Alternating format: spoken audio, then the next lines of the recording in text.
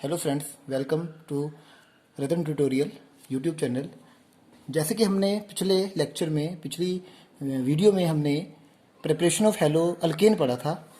उसमें मैंने दो वीडियो डाली थी। आज उसी में हम कंटिन्यूस करेंगे preparation method of hello Areen. अब हम हेलो अरीन की प्रिपरेशन करेंगे। सबसे पहले हम बनाएंगे एनिलीन से बेंजीन एंड एनिलीन। मीन हम यूज़ करेंगे बेंजीन को, पहले हम एनिलीन में कन्वर्ट करेंगे, फिर एनिलीन के बाद हम हेलो अरीन की प्रिपरेशन करेंगे। सबसे पहले मेथड है कि how we convert benzene into aniline. सबसे पहले ये मेथड हमने +1 में पढ़ा है। बेंजीन की अगर हम नाइट्रेशन करें, नाइट्रेशन करते हैं कंसनट्रेटेड नाइट्रिक एसिड और in presence of concentrated sulphuric acid.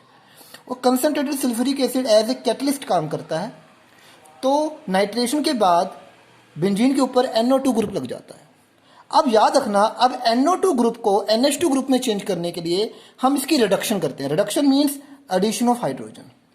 Addition of hydrogen करते हैं। इसके लिए हम टिन HCl का यूज करते हैं, जो कि एक बहुत ही अच्छा रिएजेंट है NO2 ग्रुप को NH2 ग्रुप में चेंज करने का। अगर बेंजीन के ऊपर या एरोमेटिक हो चाहे एलिफेटिक नाइट्रो कंपाउंड हो, एरोमेटिक या एलिफेटिक नाइट्रो कंपाउंड हो, अगर आपने NO2 कंपाउंड को NH2 कंपाउंड में चेंज करना है तो आप टिन HCl का यूज कर सकते हैं। तो हमारा एनिलीन बन गया। अब अगला स्टेप होता है एनिलीन को डायजोनियम साल्ट में कन्वर्ट करने का। तो यहां से ये वेरी वेरी इंपॉर्टेंट पार्ट है, एनिलीन को डायजोनियम साल्ट में कन्वर्ट करना। याद रखिए, डायजोनियम साल्ट एक बहुत ही इंपॉर्टेंट साल्ट है जिसकी हेल्प से हम large number of compound organic chemistry में बना सकते हैं। तो ये वेरी वेरी इंपॉर्टेंट रिएक्शन है जिसमें हम एनिलीन को डायजोनियम साल्ट में कन्वर्ट करते हैं। क्यों? क्योंकि डायजोनियम साल्ट को फर्दर हम कई कंपाउंड्स में कन्वर्ट कर सकते हैं। तो it is very very important. तो एनिलीन को डायजोनियम साल्ट में कन्वर्ट करने के लिए रिएक्शन को हम डायाजोटेशन रिएक्शन कहते हैं। हम कहते हैं इसे diazotization reaction, in which aniline is converted into benzene diazonium salt. इसके लिए हम यूज करते हैं NaNO2 प्लस HCl। और ये रिएक्शन 0 डिग्री सेल्सियस पर होती है। क्यों? क्योंकि it is a unstable, diazonium salt is unstable at high temperature, इसलिए इस रिएक्शन को हम 0 डिग्री पर करते हैं। और इसमें नाइट्रोइक एसिड बनता है HNO2, जो कि NaNO2 और HCl को मिलाकर बनता है। और ये अनस्टेबल एसिड होता है, इसलिए हमें इसे रिएक्शन के बीच में ही बनाना पड़ता है, इन स्ट्यू ही प्रिपेयर करना पड़ता है। तो इस तरह से आपका NH2 ग्रुप डायजोनियम साल्ट में कन्वर्ट हो जाता है। तो मैंने पहले कहा है कि डायजोनियम साल्ट एक बहुत ही इंपॉर्टेंट है और ये लो टेम्परेचर पर ही स्टेबल होता है, इसलिए और इसका इस्तेमाल हम large number of organic compound बनाने में करते हैं। पर हमारा इस वक्त पर्पस है हेलो अरीन प्रिपेयर करना। तो पहले मैंने बेंजीन से क्या बनाया? एनिलीन। एनिलीन को मैंने किस में कन्वर्ट कर लिया? डायजोनियम साल्ट में। एनिलीन को डायजोनियम साल्ट में कन्वर्ट करने के प्रोसेस को हम डायजोटेशन कहते हैं। नेक्स्ट वेरी वेरी इंपॉर्टेंट, अब डायजोनियम साल्ट को मैंने कॉपर पाउडर ऐड किया। डायजोनियम साल्ट में मैंने क्या ऐड किया? Copper powder in presence of HBr। जब आप कॉपर पाउडर एक कैटलिस्ट का काम करेगा, जब आप कॉपर पाउडर की प्रेजेंस में HBr ऐड करोगे तो आपका डायजोनियम साल्ट से यहां की जगह यहां ब्रोमीन लग जाएगा, आपका N2 in form of gas बाहर आ जाएगा। और अगर आप सेम रिएक्शन कॉपर पाउडर में इन प्रेजेंस ऑफ HCl करते हो तो आपका यहां क्लोरोबेंजीन बन जाएगा। तो इस तरह से आपने डायजोनियम साल्ट को ब्रोमोबेंजीन और क्लोरोबेंजीन में चेंज कर लिया। डायजोनियम साल्ट को कॉपर पाउडर की प्रेजेंस में अगर आप HBr ऐड करोगे तो ब्रोमोबेंजीन, कॉपर पाउडर की प्रेजेंस में अगर HCl ऐड करोगे तो क्लोरोबेंजीन। इस रिएक्शन को हम गटेनमैन रिएक्शन कहते हैं, जो कि वेरी वेरी इंपॉर्टेंट है ब्रोमो और क्लोरोबेंजीन बनाने की। नेक्स्ट, इसी तरह से सेंडवेयर ने क्या यूज किया? उसने क्यूप्रस साल्ट यूज किया। उसने कॉपर पाउडर की जगह कॉपर का साल्ट, क्यूप्रस साल्ट यूज किया। और सेम हेलोजन एसिड की प्रेजेंस में अगर आप HX, अगर आप क्लोरो यूज करोगे तो यहाँ क्लोरोबेंजीन बनेगा, अगर आप HBr यूज करोगे तो यहाँ ब्रोमोबेंजीन बनेगा। तो गटरमैन इस रिएक्शन को सेंडमेयर रिएक्शन कहते हैं। तो सेंडमेयर और गटरमैन में क्या फर्क है? सेंडमेयर ने यूज किया कॉपर का साल्ट, क्यूप्रस साल्ट, और गटरमैन ने यूज किया कॉपर पाउडर। तो दोनों का मेथड सेम है, सिर्फ कॉपर की फॉर्म चेंज की, उसने कॉपर का पाउडर यूज किया और उसने कॉपर का साल्ट यूज किया। तो ये मेथड हो गया ब्रोमो और क्लोरोबेंजीन बनाने का। नेक्स्ट सिमिलर हम डेजोनियम साल्ट से ही बना रहे हैं। अब डेजोनियम साल्ट में अगर आप HbF4 ऐड करोगे एट 0 केल्विन तो यहां से आपका ये H और ये HCl बाहर चला जाएगा। उसके बाद आपका ये कंपाउंड बन गया, ये कॉम्प्लेक्स बन गया जो कि एट 0 डिग्री पर ही स्टेबल है। पर जब आप इसे हीट करोगे आपका फ्लोरोबेंजीन बन जाएगा। तो इस मेथड में diazonium salt is converted into fluorobenzene. इस रिएक्शन को हम बाल्ज-शीमन रिएक्शन करते हैं। तो ये बहुत ही इंपॉर्टेंट मेथड है डेजोनियम साल्ट को फ्लोरोबेंजीन बनाने का। डायरेक्ट फ्लोरोबेंजीन बनाना बहुत ही मुश्किल होता है, पर डेजोनियम साल्ट की हेल्प से फ्लोरोबेंजीन बनाना इजी है with the help of using Balz Schiemann reaction. इसमें हम HbF4 से हम पहले कॉम्प्लेक्स बनाते हैं, बाद में इसको हीट करने के बाद ये कंपाउंड हमें फ्लोरोबेंजीन हमें मिल जाता है।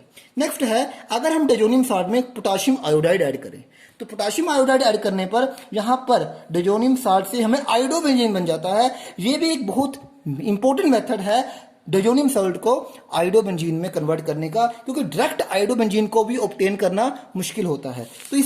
तो इस तरह से मैं अगर समराइज करूं तो मैं ये समराइज कर रहा हूं कि जब हम डेजोनियम साल्ट एनिलीन से डेजोनियम साल्ट बनाते हैं तो डेजोनियम साल्ट को अगर हम कॉपर पाउडर और HX यूज करेंगे और X यहां पर क्लोरो या ब्रोमो ही होगा तो यहां पर बन जाएगा आपका क्लोरोबेंजीन या ब्रोमोबेंजीन। अगर आप कॉपर का साल्ट यूज करोगे सेम HX तो आपका बन जाएगा क्लोरो या ब्रोमोबेंजीन। अगर आप यूज करोगे HbF4 और देन आप इसको हीट करोगे तो आपका बन जाएगा फ्लोरोबेंजीन। अगर आप इसमें Ki ऐड करोगे तो आपका बन जाएगा आयोडोबेंजीन।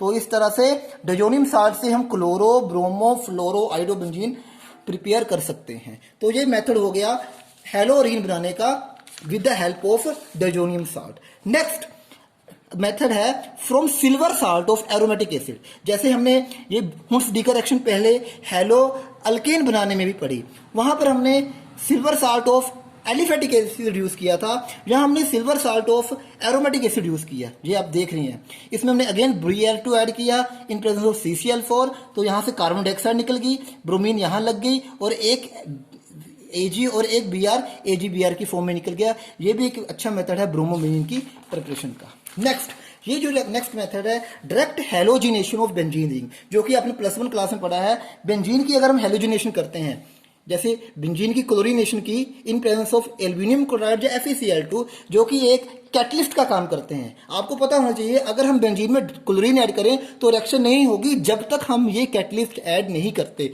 और बेंजीन में किस तरह की रिएक्शन होती है? Electrophilic substitution reaction. बेंजीन में किस तरह की रिएक्शन होती है? Electrophilic substitution reaction. ये जो कैटलिस्ट है ये इलेक्ट्रोफाइल जनरेट करने में हेल्प करते हैं। इसका मैकेनिज्म भी आपने +1 क्लास में पढ़ा हुआ है। अगर आप क्लोरीन ऐड करोगे तो क्लोरोबेंजीन बनेगा, अगर आप ब्रोमीन ऐड करोगे तो ब्रोमोबेंजीन बनेगा। याद रखिए। नेक्स्ट है अगर यहां पर आपको ये भी पता है, आपने पढ़ा हुआ है +1 क्लास में कि अगर बेंजीन में एक्टिवेटिंग ग्रुप लग जाए, जैसे CH3 एक एक्टिवेटिंग ग्रुप है, ये इसका इलेक्ट्रॉन डोनेटिंग ग्रुप है, इसका +R इफेक्ट है, so it is activating group. अब एक्टिवेटिंग ग्रुप कौन सी पोजीशन पर अटैक कराते हैं? ऑर्थो या पैरा। इसलिए अगर आप इस केस में हेलोजन ऐड करोगे इन प्रेजेंस ऑफ दिस कैटलिस्ट तो आपको ऑर्थो और पैरा प्रोडक्ट मिलेगा। तो ये भी एक हेलोअरीन बनाने का मेथड है। बट ये न्यूक्लियर डेरिवेटिव है। It is a nuclear derivative. Why nuclear derivative? क्योंकि आपका जो हेलोजन है वो न्यूक्लियस के साथ डायरेक्ट लगा है। बट अगर आपने साइड चेन बनाना है, for side chain preparation, side chain के लिए मान लो ये आपका टोइलिन है, अगर आपने इसको डायरेक्ट नहीं लगाना, आपने साइड चेन में लगाना है, तो आप क्लोरीन ऐड करोगे इन प्रेजेंस ऑफ लाइट। तो इस केस में आपका जो प्रोडक्ट है वो बेंजीन के ऊपर इलेक्ट्रोफिलिक सब्स्टिट्यूशन नहीं होगी, ये रिएक्शन फ्री रेडिकल मैकेनिज्म से होगी और आपको साइड चेन हेलो अरीन का डेरिवेटिव ऑब्टेन होगा। तो ये रिएक्शन होती है फ्री रेडिकल सब्स्टिट्यूशन से। तो इस तरह से हमने पढ़ा कि हेलोअरीन बनाने के मेथड में हमने पहले पढ़ा डेजोनियम साल्ट से, फिर हमने पढ़ा डायरेक्ट हेलोजिनेशन करके, फिर हमने पढ़ा from silver salt of aromatic acid. Thanks.